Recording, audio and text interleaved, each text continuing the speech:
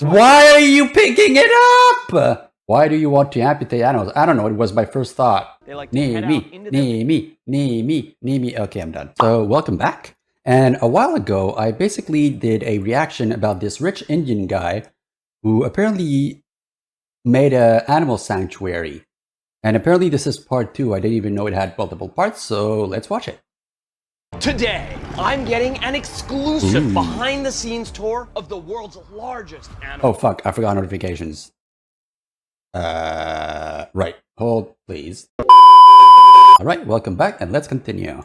Sanctuary. There are tigers all around me. Welcome home. Ooh, that's a cute penguin. Oh. Owned by Billionaire, Anada. Hey, I'm not stinky. I'm gonna take my shower tomorrow. Yes. I kind of have to take it tomorrow anyway, but still.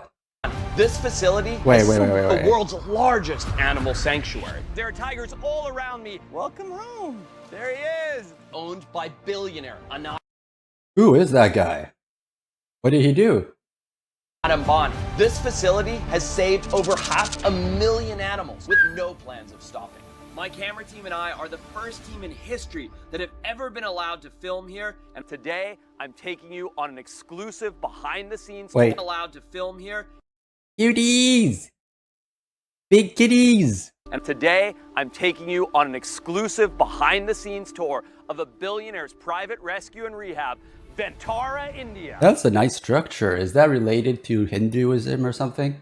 Or whatever the culture / religion is over there? And in a facility so big, there's no better place to start than a tiger safari. Here, kitty.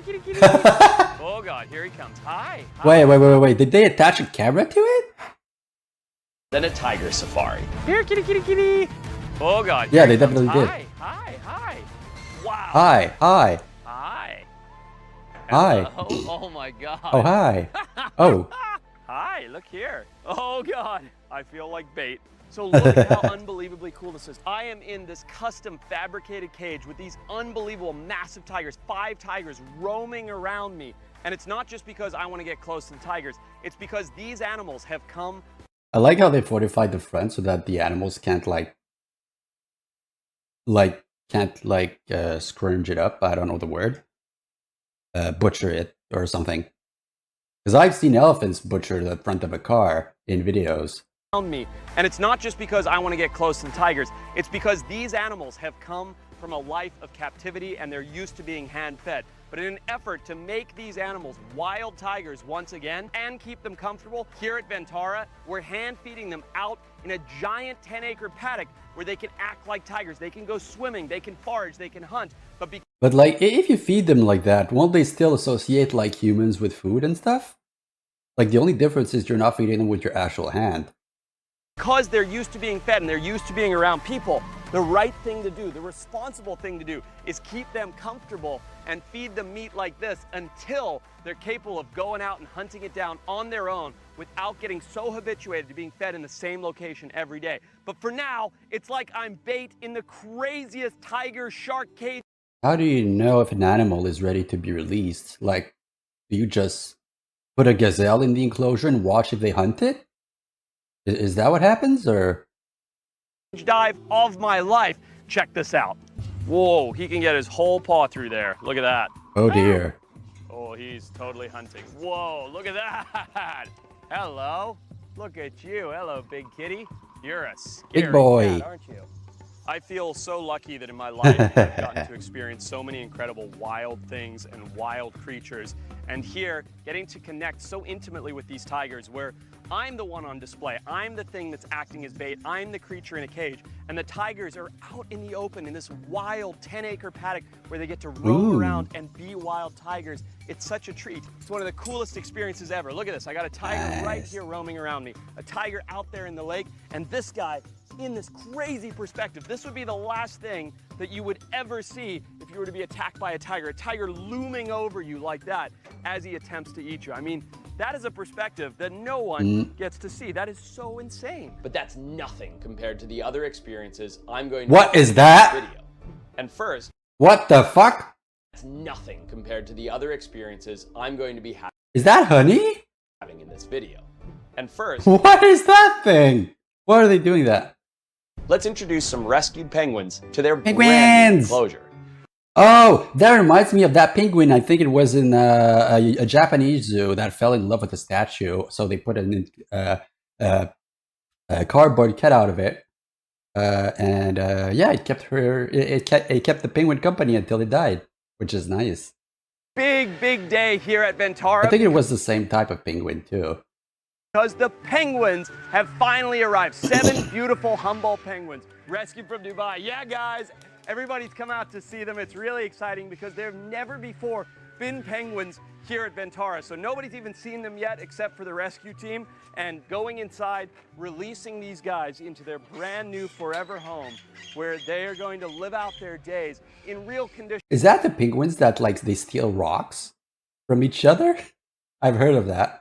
In icy cold water, a giant refrigerator for a home, and of course salt marine environment, which they require, is going to be so awesome. So why do they require salt? Ready? Okay, here we go. Everybody's very excited. All right, come on, little guy. And here we go. Hello. peekaboo. Welcome home. There he is. Yay. Woo! Yes, look at that. Everybody is so excited. The first penguin to arrive. That's quite the small enclosure, though, if I must say. Its new home. He's going to check out the waterfall. I'm hoping he's going to hop in the water, and while he does that, let's bring more boxes. Okay, more penguins. There you go. Come on out. You should get a bigger enclosure unless they actually just can't or something. At least I think so. Unless it's bigger than I thought. I don't know. There you go. Oh, God, the camera. I keep releasing the penguins one by one. And with each new penguin, they all feel a little bit more at home. Nice. So here we go, the Yay! very last of 7 Humboldt penguins heading out into his new home. Go on, buddy. Go on. It's okay. And look at that. There he goes, heading off to join his friends. Potentially Nice. the first time in his life getting to see proper chilled salt water in a proper enclosure where they can be happy. And let's see. Yep, straight into it, just like typical penguins. Straight into feeding, happy as can be. And what an amazing story it is to see these guys go through what they've been through and come here and have this entire thing built for them in under a week. And now, just like that, they're playing, they're feeding, and they are happy. Now it's time to risk it all in the name of animal enrichment. You know, I've dedicated my life to conservation and animals, and today, putting that life on the line. It's all about behavioral enrichment here, and I want to make sure that these animals are as enriched as they can get. So, what I'm going to do is make myself the behavioral enrichment. Might not be the safest thing we've ever done. It's an interesting test. I hope they have a medical team. For the animals, it's good for everybody. Kyle, come on in here. Mitch, you too. Here's what I need you guys to do. Take this honey, put it on me, on my shirt, smear it all over the shirt, and take those nuts, stick it on. We'll see how this goes. Wait, I just realized, take those nuts. That sounds weird out of context. Wow. I Okay. don't think we needed that much. Why not? That's right. Why not? Why not? You sure you want to do this, dude? This does not seem like a good idea. We're going to try it. What animal? Why are you adding more honey? Okay. You guys clear? You in a safe spot? Okay, my Tosh. Release the beasts. I don't know. And it's a bunch of monkeys!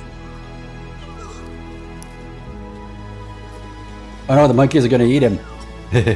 So these are not beasts. These are ringtail lemurs that have come from Madagascar and sadly rescued from all over the planet for this exact reason. People think that they're adorable and that they're cute and that they make good pets, and they do not. So they get smuggled out of Madagascar, they get captively bred, and right here they've created a rescue troop of animals from across the planet. And we thought, because most of them are hand-raised, it would be fun to make ourselves a little bit of behavioral enrichment and let them come and jump all over us, lick some honey, eat some have fun, because sadly, these animals can never go back into the wild. This is their life. So look at this. This is iconic of bad husbandry. This lemur here is missing an ear and missing iconic of bad husbandry. This lemur here is missing an ear. Missing an ear? Where? And back here, missing most of his tail. Oh, I see. Okay, it's short. And you can be sure that's from just poor practices, really, of keeping them and why these animals shouldn't be in captivity. All right, so now that we've done the lemur bodysuit, I'm gonna grab a quick shower. Let's go check out some other really cool animals. Let's meet a baby jaguar who's been faced with a world of adversity. Oh? Forest, I want to show you something which actually involves a lot of pain, a lot of suffering, a really dark side of what wildlife trade is doing to this world. Oh, it's a The dark side of what? Wildlife trade is doing to this world. A really dark side of what wildlife trade is doing to this world. Ah, wildlife. baby jaguar. She has pain and suffering? Yes. Her name is Gracia. Hi, Gracie. Oh my God. You notice something? Not really. She's not able to move the hind limbs. That's why she's so calm. Can you She's- believe a jaguar in this big area would stay in front of you? No, I assumed she was an orphan or hand raised or something. Wait, so So- her back legs are paralyzed? Not paralyzed, it's known as, let's say, hip dysplasia. Ah, that sucks. That's like this dolphin. I can't remember the name of this dolphin that I saw once. But his tail was so malformed that the dolphin was swimming like a fish, which was really, really bad for its spine. So what they did is they actually made a prosthetic to the dolphin and then taught the dolphin how to swim properly. And I think afterwards they re-released him. I can't remember if they had to re-release him or if they just had to keep him in in an enclosure because, well, obviously a prosthetic doesn't last forever, you know? Okay. So a lot of inbred animals has this problem. So this their is from socket joints are all infused, and with the growing age, it's becoming still. That must be incredibly painful. It's Wait, what? I don't. So, like, these parts don't move? very bad, but she's a really sweetheart. At this age, a jaguar should explore all the areas around, and they should have played a lot. But with this condition for her, it's very tough. She's a baby, she wants to explore everything. Yeah. So this whole area is designed for her. You see, we have not given any heighted enrichments. There's nothing to Everything climb. is Yeah. bushy, everything is on ground. So at least she could move, she could play with. And she loves grasses a lot. I see that. Yeah, a lot of grasses have been planted for her. And do you think that she's in? Oh God, that's really good. hard to look at. Is there anything that could be done for her? We are trying whatever best we can do Oh for God, her. look at that. That's terrible. All latest technologies, all the scans, all my veterinarian teams, our biologist team, we're giving her enrichments every day where she's on constant medication also. Yeah, you can see, look at the bridge of the nose. Like it's so fat, you know? It's very fat. Let's say it's very tough for them to inhale and exhale as well. Yeah. Ah. Very clear inbreeding. Can I ask you a question? Yeah. What does her future actually look like? I don't know, but our major focus is to let her survive, and we want to see her back on the four legs, how a cat should walk. Let me ask I you this. see. It's a hard question, especially when you're seeing such a beautiful little animal, but is it worth keeping her alive? Is her quality of life worth it? Yes, there's definitely something. God has sent her on earth. There's something living inside her, and we are trying everything best possible to make her life better. So you do honestly feel like the right thing to do is try everything to keep her alive? This is our child. Yeah. We are doing all the way possible to make her life far, far better than this condition. You're still a big cat, aren't you? You're still such a big kitty. Naman brought me to meet Gracia today. What's so sad about Gracia is that the captive facility that bred her mother likely bred it with her mother's brother. So that genetic inbreeding has created this hip dysplasia that is not only sad to see in Gracia, but creates an immense amount of pain.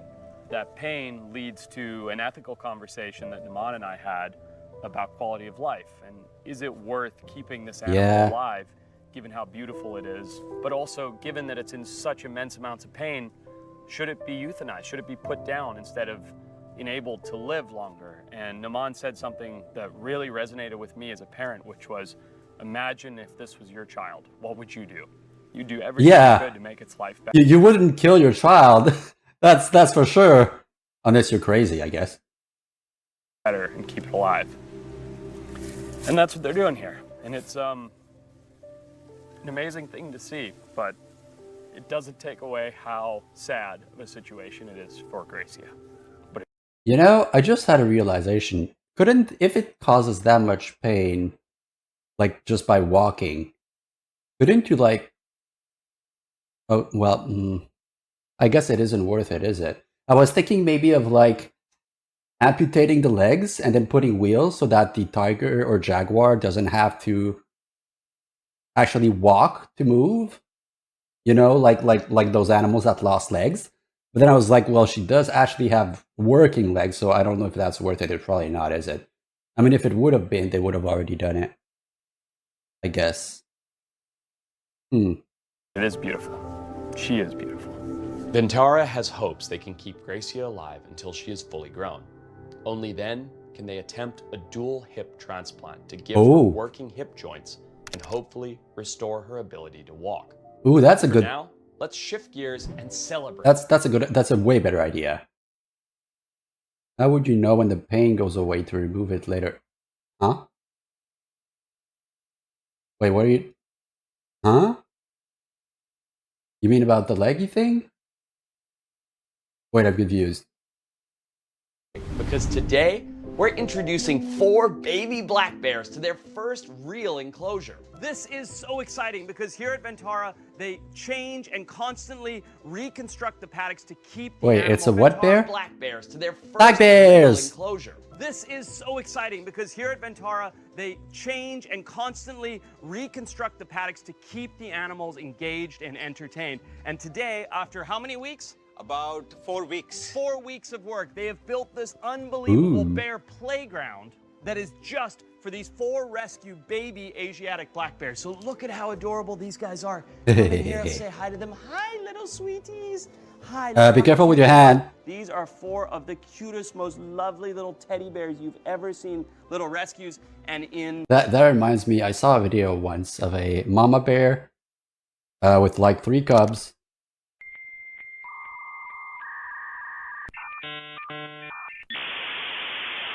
So the A would need to be removed.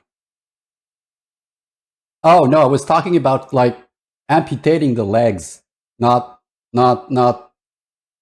like I was talking about amputating the legs, not just putting an aid or mobility aid or something, which is admittedly more radical than your suggestion, which I think would have just been to put wheels so that they don't like have to move, which I guess could also work, but I don't know. Hopefully, I'm pretty sure they know what they're doing anyway.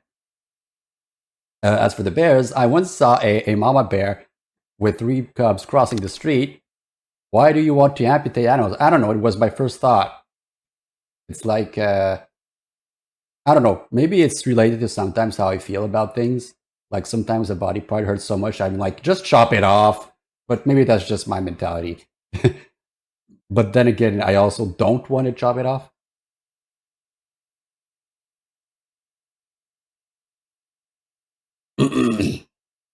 But yeah, a mama bear was crossing the road with 3 cubs, and 2 cubs made it okay, but the 3rd one wasn't moving. So she just frustratingly went back to her cub, picked it up, and made it cross again. the next 10 seconds. If your head is the problem, we can... Yeah, there's a bit of an issue with that. They're going to head out of their enclosure and explore this all new area with tree houses, logs, fresh grass, a waterfall, all things that they've never had before. And it's so exciting if you're a little black bear. It's just so exciting. Okay, let's back out. Here we go. But yeah, thinking about it, your idea would not be bad actually. So like you would like put like some wheels on the legs so that it doesn't have to actually use the legs to move. That could work. I wonder, do wheelchairs for animals actually exist? Now I'm curious. Because I've seen dogs with like little wheels behind their legs. Not behind their legs, but in place of their legs. But I guess you could put the wheels on the legs or something. I don't know. I'm not a veterinarian or a jaguar specialist or whatever, so I don't know. We're going to let him out. We'll count it down. Ready? 3, 2, 1. Let him out. All right, come on. Look. Oh my goodness. Look, they're such little floof balls. Big chubby balls. Cute. Oh, they found the watermelons. What's so cool, listen to these noises. That's the num-num noises that they make. Nom nom nom Whenever nom they nom. get busy, yeah. So whenever they're drinking milk or very busy enjoying their food, they make this kind of noise. That's the num-num. Num-num noise. One of the things that you guys do at Ventara that I find so interesting is every 3 to 6 months, you'll completely redesign the interior of an enclosure. Yeah. So this is all brand new. This is all brand new, and I think in about 4 months, when these guys, you know, grow up a little bit, we're going to be changing them again. You mean animal wheelchairs? So because their size changes, their weight changes, and their needs change. Sure. So while we are observing them, we find out, you know, like what exactly do they need, what are they using, what are they not using. Yep. And then we plan the next set of, you know, like... Wait, okay, hang on. That makes me curious. Let me search up what actual... What do animal wheelchairs actually look like? What the heck is this? Oh yeah, that's kind of what I was talking about. Yeah. That's kind of what I was talking about, except I was thinking... I thought I needed to chop the legs off, but apparently I don't. Which is better now that I think about it. Yeah. Yeah, so I don't know. I would have probably done that, but I don't know why they didn't. Maybe there's something else. Okay, I just saw a cat wheelchair and I thought that it had a jetpack, but no, it's not a jetpack.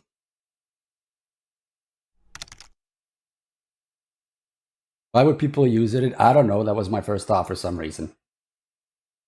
I blame it on RimWorld, okay? RimWorld makes you a monster. Okay, let's continue. Structural enrichments like that. So the next set that is going to come in is going to be much more curated to their particular individual needs. And this... As I said before, my brain doesn't think in reaction videos a lot of the time. You're always a monster. No, I can be not a monster, maybe. Ish. This is something that I want them to kind of, you know, explore that ways. Is this the first time they've been in a big paddock? Yes. This is the first time these 4 little Asiatic black bears have been out in a big enclosure. Yeah. As they grow over the next 4 months, they'll put them back, put them there for maybe another week or two, tear all this down and rebuild it. Rebuild it, exactly. But what is the craziest about that, correct me if I'm wrong, come look, there's nuts for you too. Oh, yes. Is that a pomegranate? The craziest thing about that is, if that's not enough, once a year, you'll then rotate them to an entirely new Oh yeah, it is a pomegranate. enclosure. Yeah. So new smells, new kind of area, because if you know, in the wild, bears keep walking. Yeah. They don't have very, you know, like solid... Oh no, it's gonna eat the camera. Oh. Exactly. Yeah. So it also gives them a nice window to kind of explore other areas also. And the scents, I mean, like for example, we'll move them to a place where it has a scent of another bear. So they're going to be exploring, they're going to be trying to find out what that smell, you know, belongs to. Yep. And that's also sort of enrichment for them. It's like a new, fresh beginning. Look at this. It's just a pile of baby bears living their best life here, and it's just such fun. I mean, this is...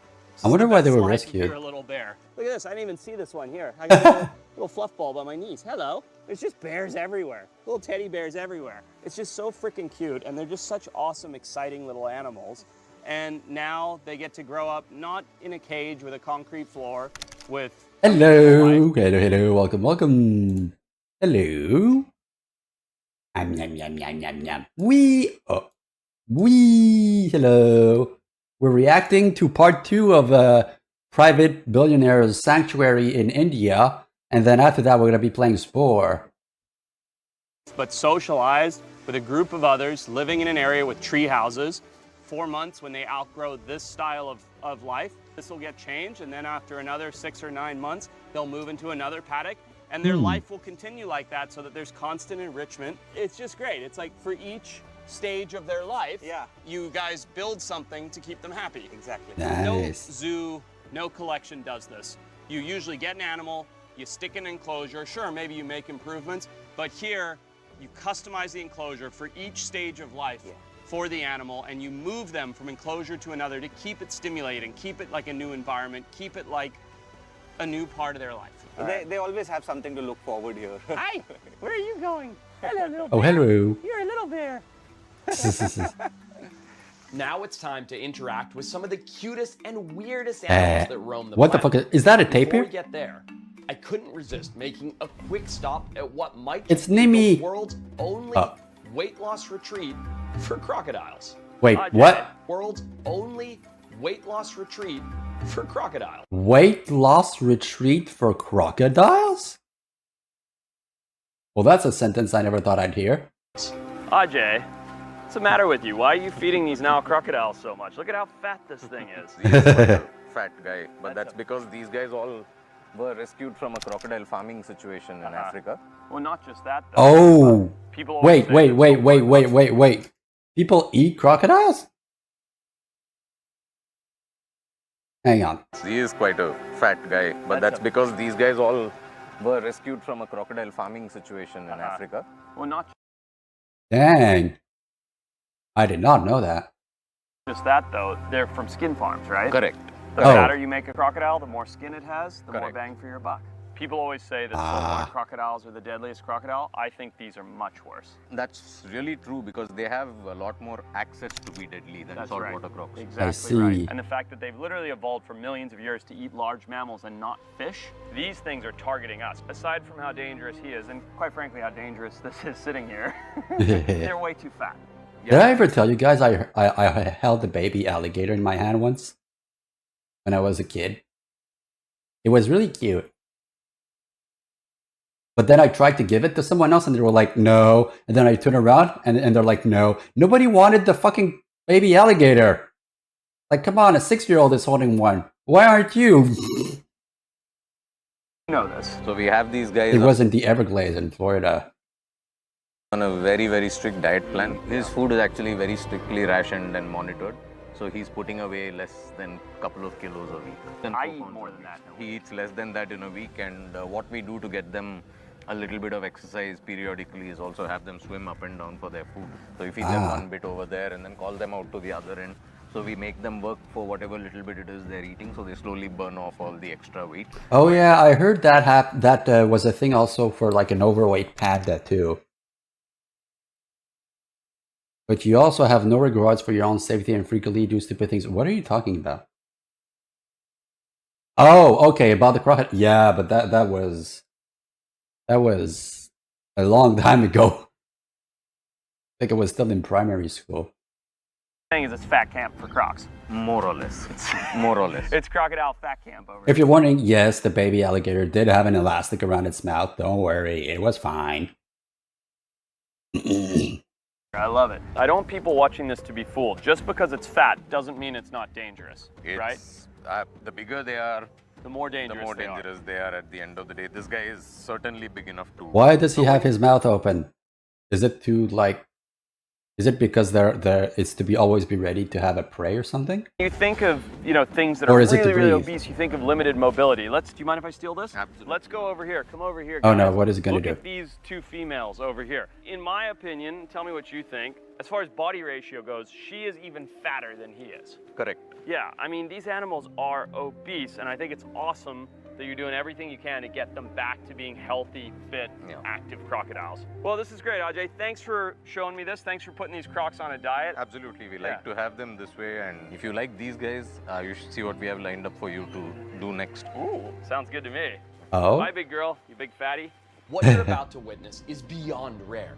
In fact, it's the only one of its kind ever recorded. But just as we're on our way to see this extraordinary creature, we stop once again for an unexpected, once-in-a-lifetime opportunity.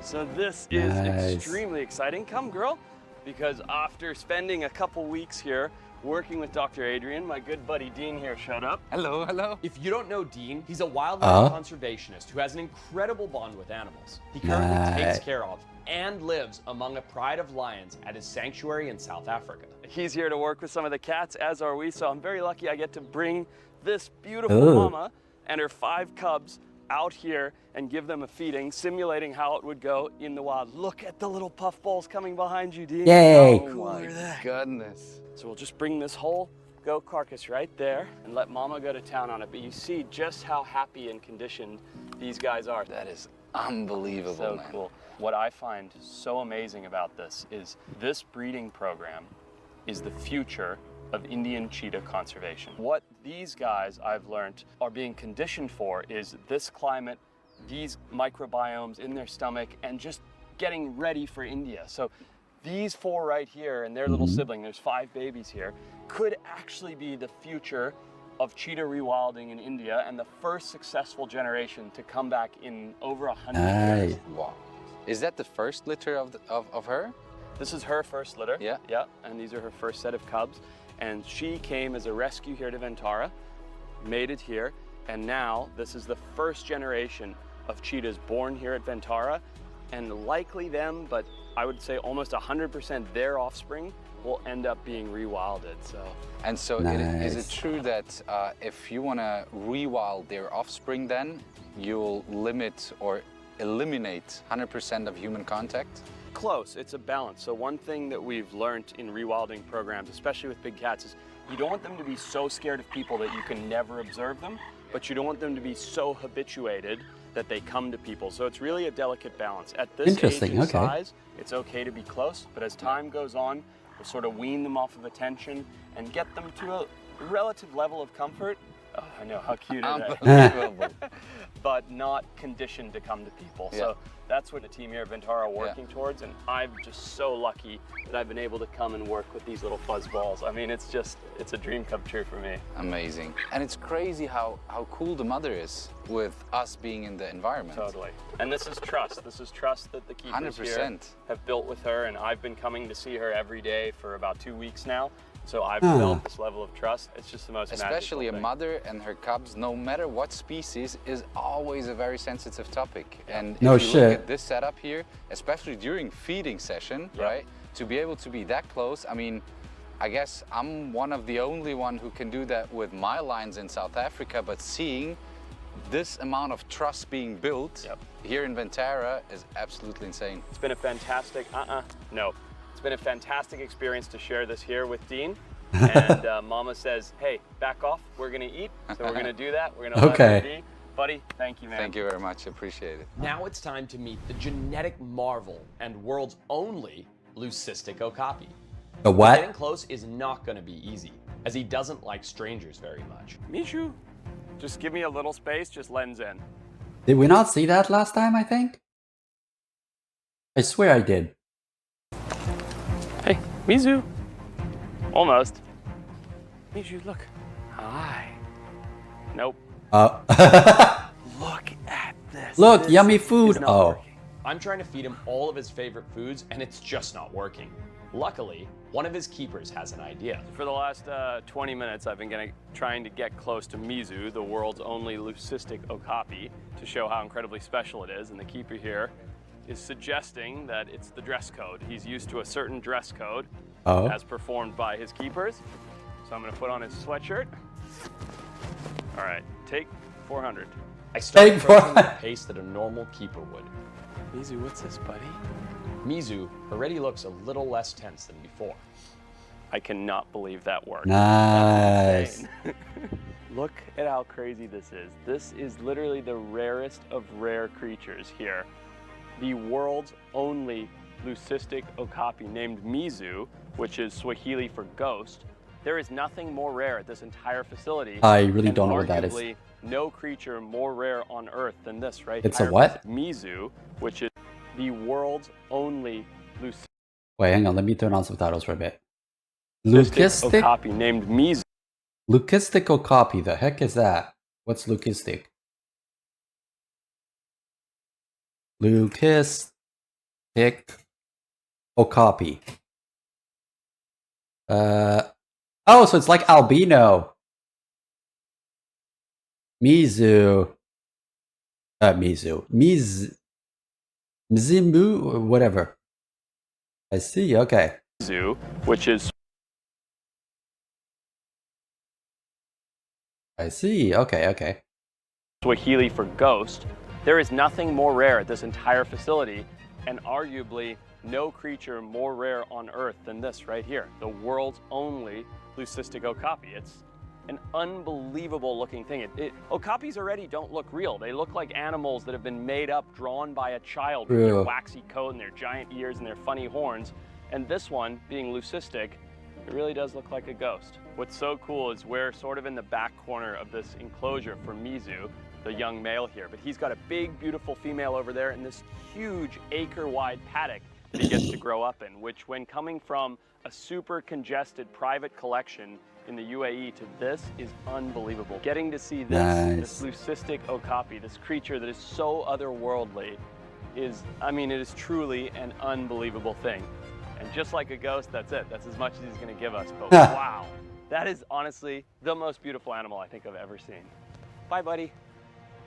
And after seeing one of, if not the rarest animal on the entire planet, I promise you, you've never seen anything like what's coming up next. Today at Ventara, we're gonna be trying something really interesting. We're taking a look at these beautiful rescued South American tapirs that came all the way from meat markets in Venezuela. But these guys are young and they love to play. And at dusk, they like to head out into the... Okay, I'm done. Oh, fertile retriever? What kind of bot name is that? Oh, hello. Conservation Superstar 3N. Okay. Right, let's move on.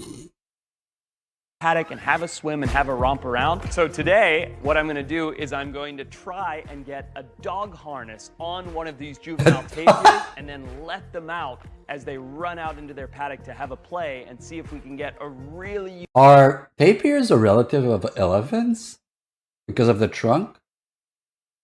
Or is that just a random thing that they have in common? Unique look and perspective at giant tapir play. Hi, you beautiful little thing. Should we see if this is gonna work? Well, that was easier than expected. Oh, it's completely fine with it. Much fatter than I realized. Much fatter than I realized, okay. So that goes like that. And these have to go under the legs. Oh man, okay, hi. There we go, look at that. I did not know that was gonna be that easy. I thought we were gonna have a whole mountain of trouble trying to get you in this. But so far, so good. Now what's really cool, and most people don't know, is that these guys are closely related to rhinos. They're basically South America's version of a rhinoceros, which is crazy, because if you think about eating a rhino, it seems like an absolutely insane proposition, but that's what happens to these guys. They're heavily hunted. Then again, people do eat cats, dogs, and dolphins and whales and stuff, so I'm not too surprised. For meat markets, and that's why they've ended up all the way here in Ventara. And this is a whole herd of just beautiful, friendly babies that I adore. All right, I got one more strap, okay? Don't freak out, don't freak out. It's the belly strap. Don't freak out, don't freak out. Hi, there we go. There you go. We got it. You're a tapir in a harness. I cannot believe this is working. So here we are looking down the barrel of a tapir. That's a big head. In a few minutes, she is going to head out with all of her buddies to go have a swim and have a play. All right, you ready to go have some fun? At first, our new little camera girl was hesitant to show all her friends her new tech. But with some reassuring pets from her handler, she mustered the courage to go out and play. There she goes! Yay! And she was definitely not scared of the water. She even left a little surprise for our camera. Oh no! We are with all the baby. A little surprise for our camera team. So here we are with all the baby tapirs, and they're heading out in the water, including our hilarious tapir vision camera as they're swimming around. Look at them all. Hey, Scruffy, here, have a banana. Oh, that didn't work. I don't think anybody has ever put a dog harness perfectly suited to a baby Brazilian tapir on it before, just to get this hilarious shot. But look at that. I believe that our tapir vision cameras were a success. I think this is the first time in history anybody's ever put a It would be even better if it was on its head, but I don't think that would be comfortable, would it? Or in front on the chest right there. Harness on a juvenile tapir, certainly in India. So I'm gonna start taking this off right now, and we'll be able to get our fun perspective. Now just chill out. No. He loves you guys.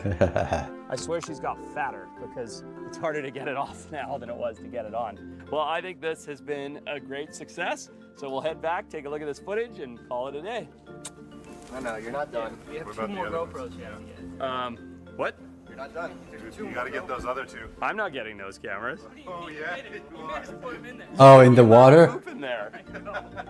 No way. You wanted underwater shots. You gotta go get those. Yeah, I wish you hadn't pooped in the water so. All right, screw it. I'll do it.